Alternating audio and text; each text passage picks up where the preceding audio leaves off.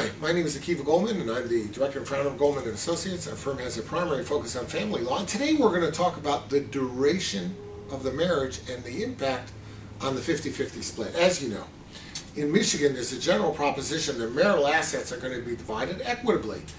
In a lot of cases, equitably means equally. In a lot of cases, equitably means we're kind of splitting the marital assets in half.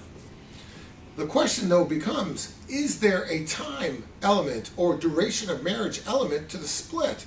The short answer is no, there really isn't. There may be a time element associated with the accumulation of assets, but once their assets are accumulated during the marriage, it doesn't matter if the marriage is 18 months or 18 years. If the asset was accumulated during the marriage, that asset is subject to division. And so there's no, well, I don't have to give you half the house because we weren't married, say, for 5 years or 10 years. There's no such thing in Michigan.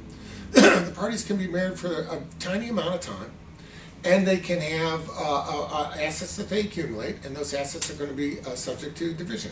I'll give you an example of a case we were involved in not long ago. This is unbelievable.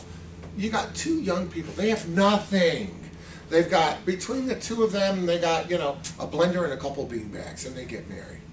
A little while after they get married, wife goes and buys a lottery ticket. And once you know it, they hit it. They make a couple $1 million. They get divorced. Their total marriage is only 6 months. Does wife have to divide that money? And the answer is yes. Why? Because that lottery ticket was acquired during the marriage, and those winnings achieved during the marriage, therefore, even though it's only 6 months, guess what? That ticket was worth $500,000 to the other client because $1 million ticket, they ended up dividing it up. So when you have a scenario like that, it's very unlikely that that could happen, but it's very illustrative of the notion that no matter how short the marriage is, there is still a division of marital assets. So the key to the analysis is not how long was the marriage. The key is this a marital asset? Once something is defined as a marital asset, it doesn't matter how long you were married, it's going to be part of the discussion.